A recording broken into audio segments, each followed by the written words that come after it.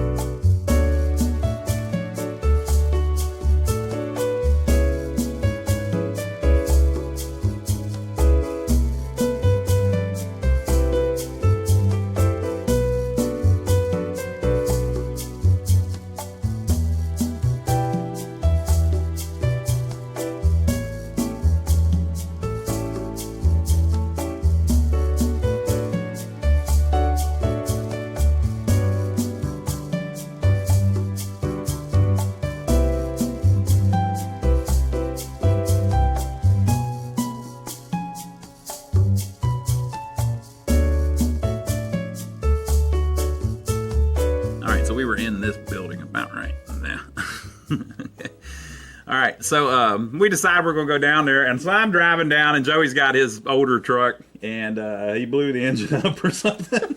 It overheated or something on the way down there. So I had already been to this auction the day before, so I knew there was all kinds of cool stuff there that we liked. So the way that we thought at the time was we wanted like WWF Superstars, we wanted Street Fighter 2, Double Dragon. The kind of the late 80s, early 90s stuff, because it was really cheap and it was our favorite games that we played, or that we liked, because we had played them on the Super Nintendo or the Nintendo or whatever. And it was just the stuff we were into. And we liked those, so we would buy the ones we liked, fix them up, and sell them.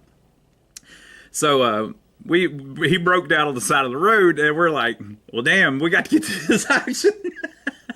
So we just abandoned his truck on the side of the highway. Yeah, I hadn't had it very long. I gave the neighbor $700 for it, and it already had the Tommy gate on it. Yeah. So it wasn't much of a truck. Yeah, that's right. That was Chris's truck. Yeah, it was Chris's truck. We got to blame him for this. Yep. Thank you, Chris. Thanks, Chris. Radiator went out on it, Chris. Now he's a nice guy. If we say that, he'll leave me a radiator at the house. But anyway, so we abandoned his truck on the side of the road, and I think we called Donnie and told him, hey, the Joey's truck's waiting on the side of the road for you. And I talked to him yesterday about it, and he said it was where 521 met back up with 521. So I'll show you that next. I don't think we were very far from the house. Yeah, we didn't make it far. Yeah. So you can't tell much from this map, but this is Lancaster up here, and 521 goes through it, and then the bypass meets it back. Donnie said it was somewhere right around through here that we abandoned the truck, right? So we keep going. We got to make it to this auction. So we go down through Elgin, and we're going down 521. And if you keep going, eventually, I guess that might be, it says Pleasant Hill. Heath Springs. Okay, you keep going. Now we're in Kershaw. I'm lost already. Oh, no, Joe, we got lost going to man. Whatever. So anyway, eventually we end up in Sumter, South Carolina. Let's see if we keep going this way. There's DeKalb. Are we lost still, Joe? Did we get lost again? Probably. There's Camden. I don't think we've went far enough. All right, so let me find Sumter. All right, so we made it past Camden. We got down to the beautiful city of Sumter. All right, so we pull in. We finally find the place, and it's at what I thought was like an old car dealership or something. What do you remember about how it looked from the outside, Joe? It was an old building. Old building. Big old building. Lots of games in there. Okay, so we went to this auction, and we're gonna tell you all about it. But for years we would tell people, man, we went to this one auction. It was crazy. It was in Sumter, South Carolina. Blah, blah, blah. And so we're always thinking about this. It comes up from time to time. And I always thought, where in the world was that place? I can't remember where that address was. And so from time to time, I would go on Google Earth and kind of just look at Sumter, trying to find the building that auction was at. And so the other day, I thought the same thing. Hey, let me go look around on Google Earth, see if I can find that building. It shouldn't be so hard. And I'm thinking about what it used to be like, and I find this place. So I remembered that the front was larger than the back, and then in the back there was a big area that looked like it might have been like where they repaired cars or something. And the front, I was thinking in my head, was almost like a car showroom, where they park the new vehicles inside the building and there's glass windows and stuff. Is that how you remembered it? Exactly how I remember it. And back from the front, there were these offices with glass windows, kind of like where if you go in a car lot, the dealer, the salespeople sit in there and you go in their office and they try to screw you out of 30% interest when you buy a brand new car. So I found this place and I thought, that looks about right. And I remembered that you parked over here but you could also drive around to the other side, right? So I remembered that. So I thought, I wonder if this is it. So I did the Google Earth thing. I mean the Google Maps thing. And I found this place. Now what do you think, Joey? Not ringing any bells. Not ringing any bells, is it? See, that's what I thought at first. I was like, I don't know about this. Okay, now what do you think about that, Joey? That's it. That's it. That's the one. Do you think that's it? Definitely it. Why would you say that's definitely it? Because it's got that building over there behind it, and you just showed me the top view. So You remember this building somehow? No, I don't remember that building at all. I thought that was where we parked. Yeah, that was where we parked. So you're saying the building behind it on the top view? Yep. But you think that's it? I think that's it. Okay, so this is in right now how it looks. So I'm going to go back. I found the date of the auction. The date was March 27th or something like that, 2007, right? So if we go back to 2007 on Google Maps, that's how it looked. See, what was screwing me up was on the current picture, there's no windows. And I remember there were windows in it, right? But if you go back to 2007, there were windows, they just boarded it up. Mm-hmm. All right, so we come in and we park over here. So what I notice is there's no trucks there. You remember that? I remember. There were only like 3 trucks, period. There was like a box truck and 2 pickup trucks and a couple SUVs and then like 10 cars, and that was it. And the auction had already started, or it was about to start. So I'm thinking to myself, and I'm telling Joey, how are they going to move any of these games if they buy any of them, right? Because that's just something that you notice at these auctions. If they don't show up with the truck, they can't buy more than a game or two because they don't have any room to haul it. And they had it set up where you could come back and pick them up, but that's not usually how people do it. Usually they buy them and you take them with you that day. So we pull in over here and park. And again, this is from 2007, so this is just what it looked like. So we pull in over here and we park, and there's just 10 or 12 cars over here. And we walk in through this door. Okay, Joe, so what do you remember about the front room? All right. They had a ton of pinball machines in there. Yep. And they were all kind of mixed-matched, and a lot of them didn't have the heads on them, which is the whole point of the pinball machine. If they don't have the head on them, ain't much you can do with it. Yep. So as I remember it, those were all kind of like right here in this part of the front room. And it was, I don't even know that any of them were the whole machine. I think there were like 20 bases and 20 heads, and none of them matched. So I remember there was a Captain Fantastic, I think, head, but no base. So somewhere there must have been a storage building with the opposite, with the 20 bases that go with these heads and the 20 heads that go with these bases. And the story supposedly was that this company, Super Auctions, that was running these arcade auctions everywhere, was using this to store some of their stuff that they picked up here and there, or that didn't sell at the auction, or maybe they shield bid it too high and they had to take it back or something, right? So we walk in and those pinball machines are there. What else do you remember, Jay, about the front room? All right. So they had a lot of arcade games lined up all the same. So they'd have like 20 centipedes next to each other. Yeah. Then they'd have like all the Nintendos together, like the Donkey Kongs and stuff like that. And then they'd have like 20 Pac-Mans all lined up next to each other. And the front room was the clean stuff. Stuff that was pretty clean. Yeah. So it was. So we go in, and let me show you from the top down because you'll see a little better.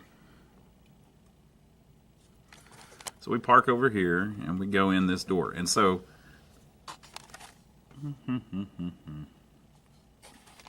And we've been to, how many arcade auctions have you say we've been to, Joe?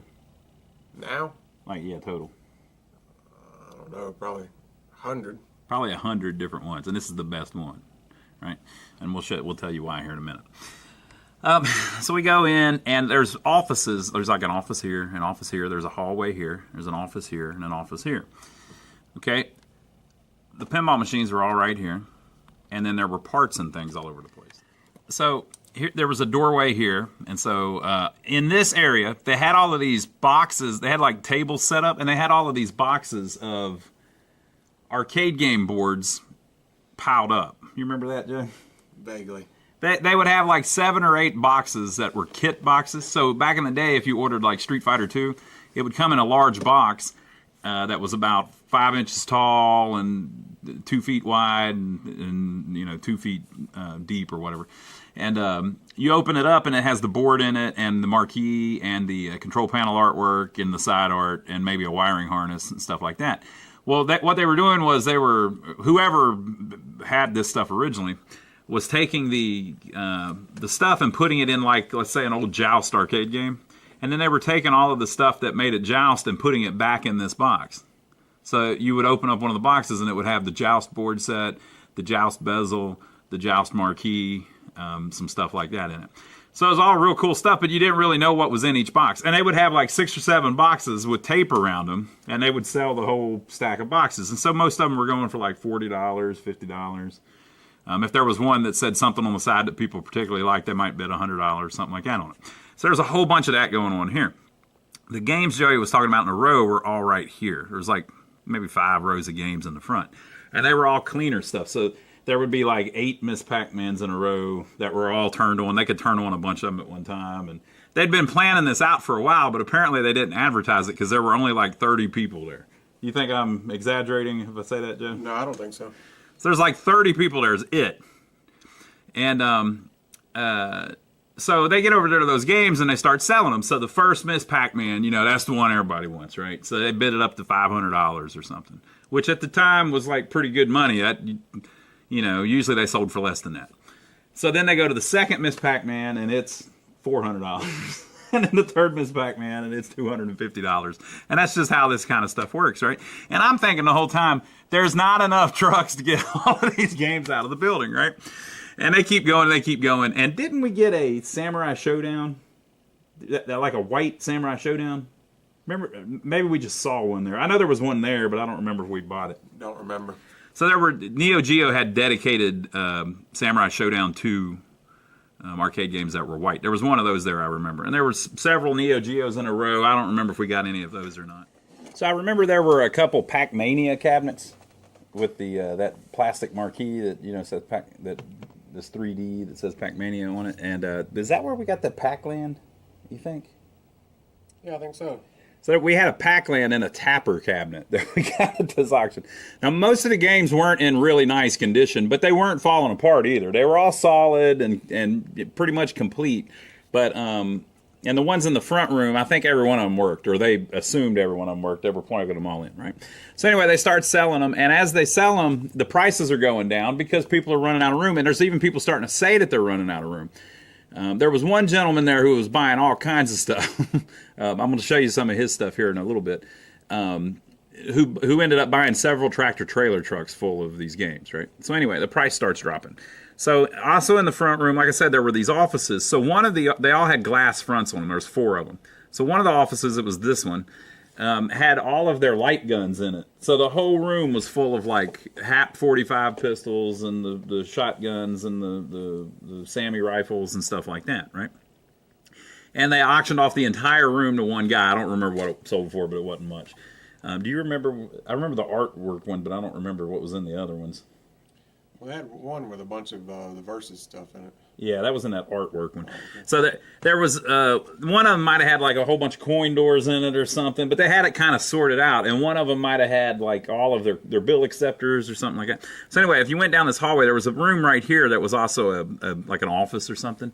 And it was maybe 15 feet long and 10 feet wide. Does that sound right? Don't remember. I don't remember. Anyway, it's full of artwork. So it was all marquees and side art and stuff. And it had a bunch of these Nintendo Versus cases in it, which were like the, you know, where they kept all of their, you know, whenever you bought a Versus kit, it would have the little chipset and the marquee and side art and, well, not side art, marquee and the little stickers and instructions and stuff like that. We've actually got some of those that we picked up at that auction still here. So we've literally still got a few of them sitting on our bench back here in the back. We didn't even have the building then, but we've been carrying these around for years. So they were like little kits, and inside, like this one's Super Mario Brothers, and it's just all the different Versus stuff. So as we were leaving, the guy that bought that entire room of artwork, they sold the whole room to one guy, was loading all the stuff up, and he sold us all these, I think for $5 a piece, or it might have been $10 a piece, something like that. So over in the corner right here, there was a pallet that was about 3 feet high or 4 feet high, something like that. It was 4 or 5 feet high. Yeah, and it was full of Nintendo Play Choice kits. So the bottom of the pallet, we didn't actually open those boxes, but it appeared to be like the boards, the Play Choice board sets, which would have had the artwork and all that for the whole conversion kit to turn a game into a Nintendo Play Choice. And then the top part of the pallet was these small boxes that had, like, it would say Mike Tyson's Punch-Out on the side, and it was sealed. And if one of them was open, if you opened it and looked in it, there would be, I think, 6 boxes inside, and each one was a Mike Tyson's Punch-Out game kit. So it would have the Play Choice cartridge and the little tiny marquee sign that you screwed to the top of the cabinet, and the instructions and stuff like that. So those little kits, the whole pallet had those in it, and so each box was like a different game. So one of them might have been Ninja Gaiden, and one of them was Mike Tyson's Punch-Out. Do you remember anything about that, Joe? I remember the palette, but I don't really remember too much about it. So we always like Nintendo stuff, so I really wanted to get it, and so we were trying not to look a little too interested, so we didn't even look at it that close, but we could tell what it was, right? And so we bid it up to $500, and it just kept going after that. But I think it ended up selling for $700 or something like that. I don't remember, but I was a little worried that, the top ones might have had the games in it, but the ones in the middle of the pallet might have been empty. Yeah. I'm always skeptical. Yeah, so we didn't know exactly what was in it. But if you open the top couple cases, they were full of brand new Play Choice games that hadn't been opened. And this is in 2007. So shortly after that, a whole bunch of them ended up on eBay, and I think people started... That's probably where a lot of them came from, was from that pallet. But it was probably worth all kinds. Back then, the stuff wasn't worth anywhere near what it's worth now, but they were all sealed, And I don't know if it had any of the... I know there's a couple Play Choice games that are really rare. I don't know if it had them or not, but I wouldn't be surprised. But how many cases would you say of the games might have been on that pallet? I have no idea. I was thinking there might have been 10 or 12 boxes with 6 in each one. Probably. So 60 or 70 game cartridges. And then I was thinking there might have been 8 or 10 of the board set boxes at the bottom that may or may not have had the board sets in it. It all looked sealed, So, but whatever. So that sold. I was kind of disappointed we didn't get that. And then... what else did we get in the front? I don't think we got anything else in the front. So about that time, they decide that they're going to go upstairs for the monitors. So this is the side of that building, and it's another reason I know it's the right building. So there was some kind of stairway, like right here, and you went upstairs to this part of the building, which was above those little offices I'm talking about. And up there they had these wood benches on the side of the wall, and it kind of looked like they'd been working on monitors in this building. So yeah. Seemed that way. If this was all the super auction stuff, I don't know why they would be working on monitors, So it seems to me like an operator had to have been using this place just because of how the stuff was laid out. So we walked up there, and I think I left and went because I wanted to go in the back room, and I think Joey stayed up there. And there were monitors all over the place, like down these benches on the walls and laying on the floor. And what happened up there, Joe? I think I bought a couple of the nice-looking monitors that were clean. They had stuff up there that you could carry upstairs. So they had single monitors. I think they had some control panels up there. It was all just kind of random stuff. That might have been where we got some of the ones that we have the boxes for. Maybe. I don't remember. But so on this building, you can see there's actually a doorway up here. There must have at some point been stairway outside or something. So obviously there's something up there. This is definitely the right place. Remember this trash bin, or one like it, was right there or something, and that's where all of those back doors were. And when we went to pick up, we backed up right there. Yep. Okay. So so we do the monitor thing, and then we go in the back room, and that's where the fun happens. So this back room. So you walk in. There's a door back here from the front. You walk in, and there is a line of games from about here all the way to about here. It didn't go all the way back. I'll show you on the other side here in a minute. There's a line of games. How many would you say was in each row on each side? I'd say maybe 25 or 30. Maybe 30, something like that. And so there was a row, and then behind it was a row, and then there was another set of those two, and then behind that was another set of those two. So that would be 30, 60, maybe a couple hundred games. Yep. Something like that. Yep. Okay, so the guy, we go down to this end with the auctioneer. Oh, and we went about right here, and there was a fire truck, an Atari fire truck arcade game.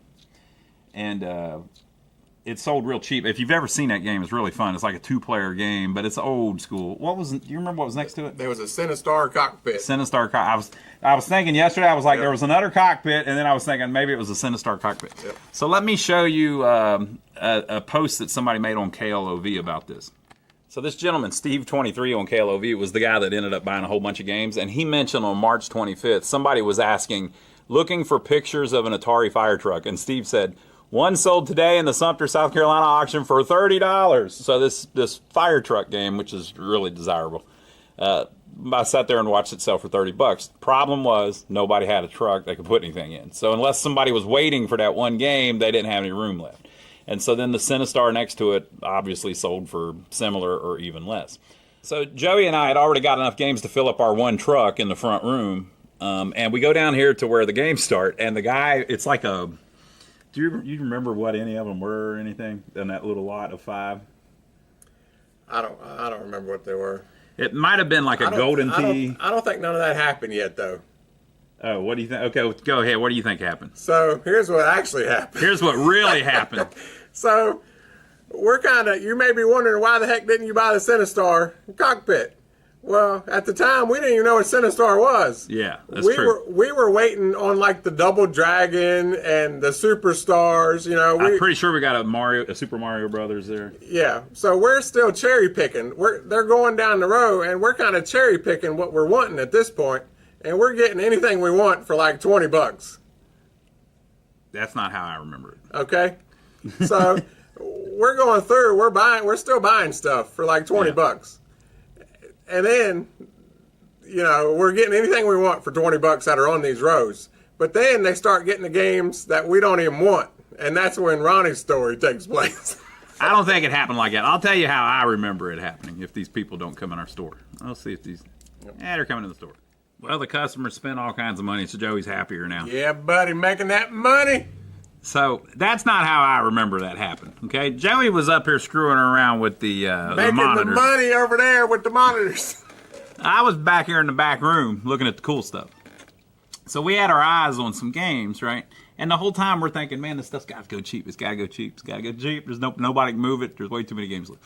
So we walk down to the end. The guy starts at the first game. And it's, in my mind, it's like a Golden Tee or something, like a Golden Tee 97. I was thinking that, but Yeah, so it's like a Golden Tee 97 and it's kind of plain. Now, I know what you're thinking. Well, who the hell would want that? That was our bread and butter. Like, that's what you saw our picture at the flea market. Yep. We could sell that stuff really well, So if you get a good deal on it, you're going to sell it for $500 or $600. Mm-hmm. And that's good money to us, And so there's a Golden Tee there, and it's kind of complete. And this is at the time, though, where stuff like that was just, it wasn't, the price went way down. And if people are going to buy something at the auction, they've got a specific game they want. So, like, maybe there's a Mr. Do over in the middle aisle, and the guy really wants the Mr. Do or something, right? So the guy says, who'll give me $20, $10? Who'll pay me $5 for this game? So we're standing there looking at it. Nobody wants to buy it because we're waiting on the other stuff, right? And then he goes, who'll give me $1? Nobody will bid $1. So then he did this little trick that I had seen him do at another one. He did it in Charlotte, too. He says, all right, who'll give me $1 for this one and the one next to it? So the game next to it is something similarly weird. Like, you don't remember any of them? So maybe a Street Fighter 2 with no marquee on it or something like that. It's something like that. And they're not rotted cabinets or falling apart or anything. They're complete games that somebody had saved, they needed a little bit of work. So he adds that one to it. Well, that just makes the problem worse because the whole issue is people can't move them, and they sure can't move 2 of them that they don't work, right? So he adds a third one. He adds a fourth one. 5 games. Who will give me $1? And so finally I go, okay, I'll pay $1. So I bought 5 freaking games for $1. And they used to go around and write on the little sticker how much you paid for the game. And the guy wrote 0.20. I bought the game for 20 cents. 20 cents. That's what he's selling these damn games for at this auction, right? So then the guy moves on to the 6th game, and it's the same thing. And he's like, nobody wants to bid on it.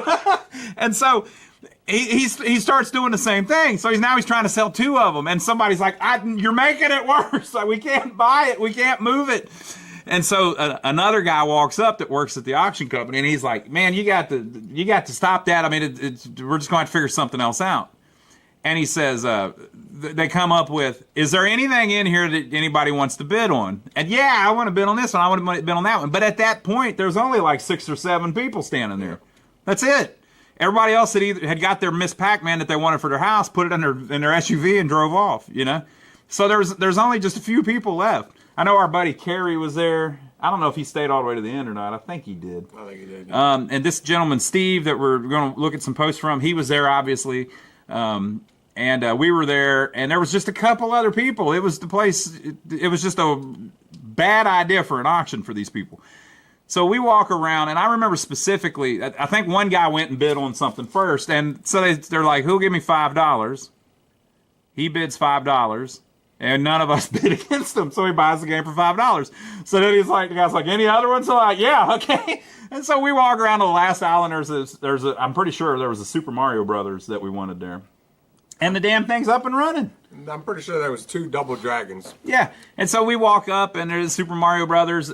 Okay, you'll do 5. Okay, who else? Nobody else will bid. We get that one for $5. So now it's just shooting fish in a barrel. So we walk back around, and like he said, there was a couple double dragons. $5 a piece. There might have been a WWF Superstars. I keep thinking about that for some reason. I think I was buying all the Pac-Man cabinets because I knew I could turn the Pac-Mans into something else if I wanted to, or fix them as a Pac-Man. Yeah.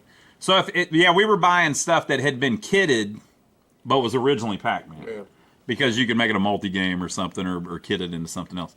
And so we just walk around, and we're buying games for $5. And we'd already ran out of room, but they had, I think was it like the next day or like Tuesday that you could come back? Yeah, well, I think Donnie came with a trailer the first day. And then maybe he was coming down. I think he was coming. I think we called him and said, hey, get your ass down here with a trailer or something. The first day, Donnie came down with a trailer, and then me and Ronnie had to go back with his truck. I never did get my truck fixed. Yeah. Like a month later. Yeah. So,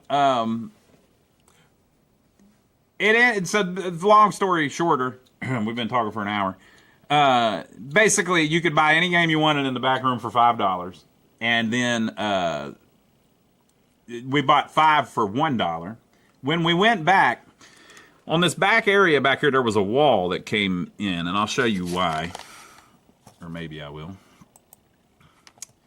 So, like, this area here was actually like a outdoor.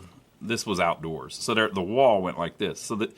Right here on this wall, there were 3 Nintendo Play Choice dual monitor systems. Yep. And when we went back the next day or something, and when we went back to pick them up, some of our stuff up, they were still there, and there were still all kinds of games left that never sold that day, right? And so the guy, we were thinking, hey, we can get some more, because we had room for 2 more games on our truck or on our trailer or whatever.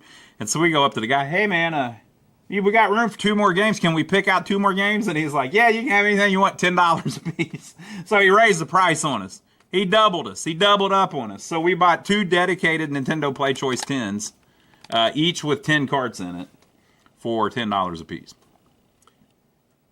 That worked out pretty good. Yep.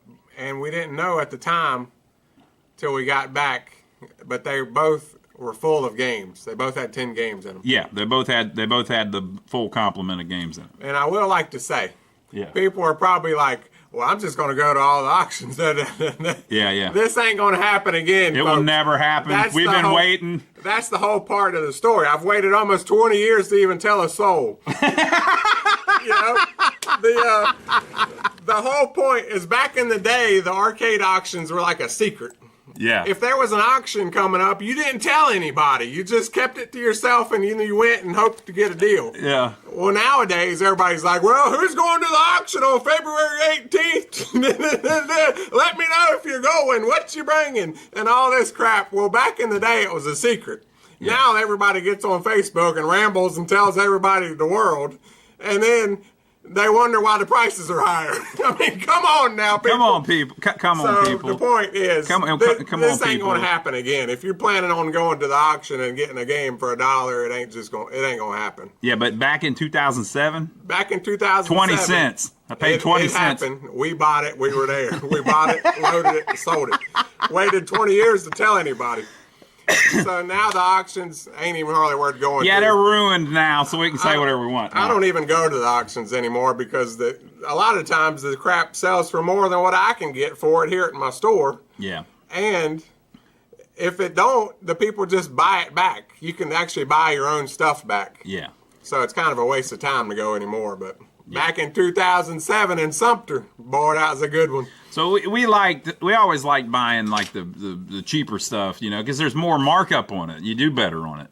Like if you buy a game that's worth $1,000 and you pay $600 for it, yeah, you're going to make $400, but you got $600 sunk in it. If anything happens, you're screwed, right? So we don't like that. We would rather buy a game for $150 that you can get $700 out of. You're in it less. You can sell it for less, so your top price is lower. It's easier to sell because you got a larger market. You can find more people that have enough money to afford that.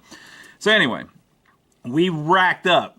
We picked up so many cool games that, and some of them worked. Some of them, you know, needed a power supply, a monitor rebuilt, whatever. I think we ended up getting about 50 games. I think Donnie came down with a trailer once or maybe even twice. Yeah.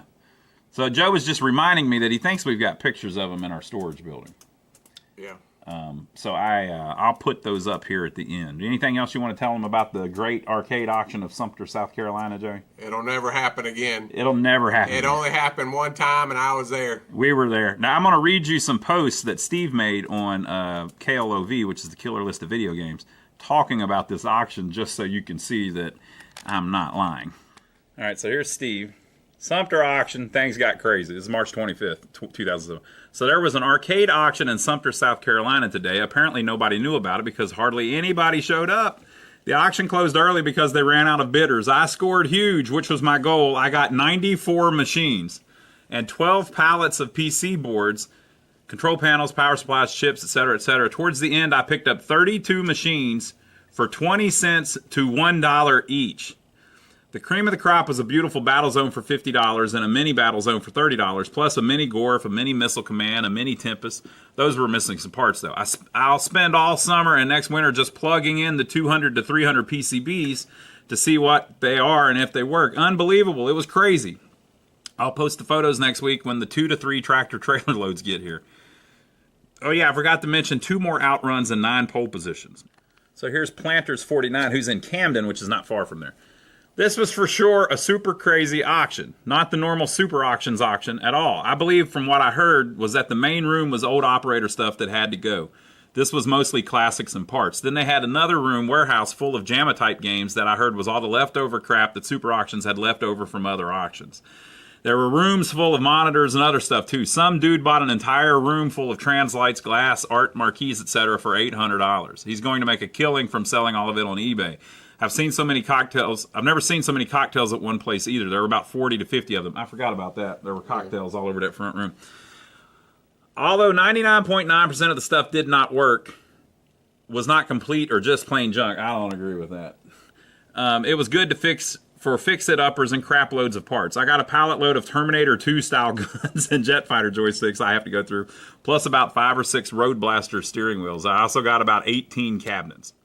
So Steve says, the count just went up. The dude from Super Auctions called, and I bought 35 to 40 more miscellaneous machines and 8 33-inch size machines, basically another tractor-trailer load. I had hoped to have 200 machines in the next couple years, not weeks. So here's a picture of Steve with some of the stuff that he bought at the auction, so you can get an idea. Now, he didn't buy these for $5, but these are ones that he was just saying, what, $30, $50, picked up all this stuff. And again, like Joey said, you're never going to see this again. It was like a moment in time, and the auction company kind of got screwed. And by the way, they never did any auctions after that. Nope. They basically abandoned this area. They didn't like that. It left a bad taste in their mouth. Put them out of business. Yeah, about roinked them. About got roinked. Okay, so Joker's Wild was there. Yeah, it is true. I went to the super auction in Sumter, South Carolina. I bought a Pac-Man for $35. I also bought 2 33-inch games for $150. I also bought 2 rooms full of monitors for $5 each. I also got a Championship Sprint for $5, a 1942 for $1, a Kung Fu Master for $1. Some did not have boards. Some of the monitors were messed up, but all the cabinets were in great shape. That's how I remembered it. The cabinets were fine, but, you know, stuff wasn't working, or maybe the marquee was missing or something. All right, folks, so I was able to find some pictures. Now, what we did with these games whenever we got them was we had a building that we had just bought in Jefferson, South Carolina, just before this, like a few months before it. And it was this old kind of dilapidated building, but it had a really good roof on it. So we moved those games into that building. It was like a 2,000 square foot building, and we were in the process of renovating it. So if you've seen our other channels, you've seen us working on some of these buildings and things. It's just something that we do. So all this kind of happened at the same time. So I have pictures of the renovation, and it shows the arcade games in the background. Now, if you look at this one here that says Magic Sword, this white game here in the front, if you look up on the marquee, there is a big square white sticker. That's the Super Auctions sticker. So that's different from the other company that we were buying games from. So any of the pictures that you see with that little sticker, we got those at this auction. So I see a Magic Sword here. There's a Bally RPM behind it, which is kind of a weird one. And then you can see that Joe's got 2 or 3 Pac-Man style cabinets right there beside each other, and then some other things. So there is a Frogger, excuse the dust. And then there's something there next to it that we probably got there as well. So this was the type of stuff that we were buying for $5. The Frogger we may have paid more for because it might have been in that front room. So here is us loading up some games or unloading some games, something, and you can see that Frogger up on the truck. And you can see this Pac-Man here that Joe's standing next to. And if you look close at the top on that sticker, like I said, they used to write the price of the machine on it, and they have written $5 on it. So this is one of the ones from that auction. We were literally going around saying, hey, I'll buy this Pac-Man for $5.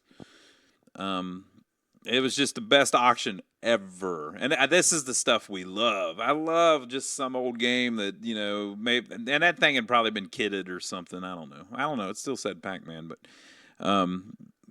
the ones that are just a little junky and need some parts swapped and stuff cleaned up and maybe the monitor fixed and stuff like that is our favorite stuff to buy. So,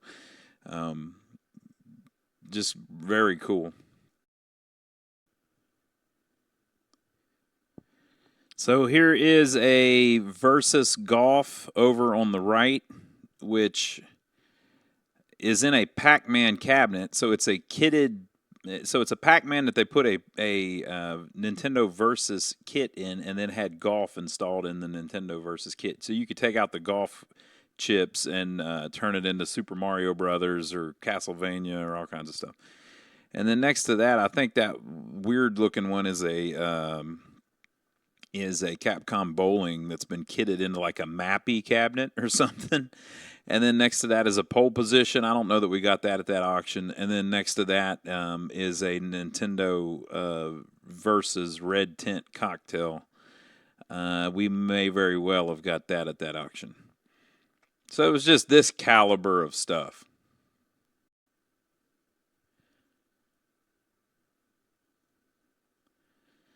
So here's Joey hard at work with a 2x4. And in the background, you can see the Double Dragon all the way there at the end. Joey was saying he remembered getting a Double Dragon at it. Next to it, you see a blue Nintendo Versus. I'm not sure which one that is. That's probably a Donkey Kong that was converted to a Versus cabinet. And then next to that red cabinet is a Pac-Man, but it's got Matt Mania in it. $5. Or maybe that was one of the 20-cent ones. Who knows? Next to that is a Dr. Mario that's kitted into a Donkey Kong Jr., and then you've got a Pac-Man here, which may be that Pac-Man we were just looking at in the other pictures. So this is our favorite type of stuff. Like, I love these games. This type of stuff, this era, and the kitted games, and I just love that crap. They're just so fun, and they're fun to work on, and just neat to get a different game, and it was just a fantastic auction. Lots of good memories. So here you can see the Super Auction sticker on the front of the Double Dragon, and I think that's another Pac-Man, maybe. I'm not sure.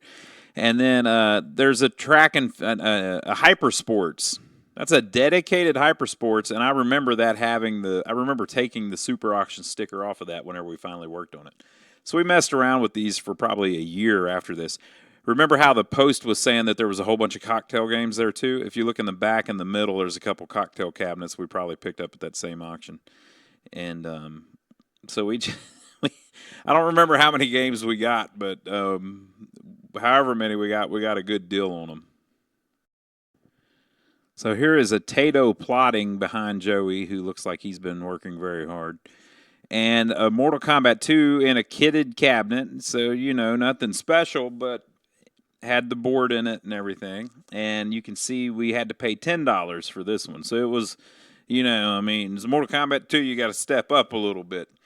So if you went to an auction today, that same game and that same, weird cabinet would probably be $600 at an auction. We got it for $10. It's just a really cool time. It's kind of one of those one-of-a-kind experiences. You get to do that one time, and then it doesn't happen anymore. But we had a blast. So I think that's about it for all of the pictures. I hope you enjoyed the story, and I hope it wasn't too boring. And we've been wanting to make a video kind of showing some of this stuff for a while. So we'll see you on the next one.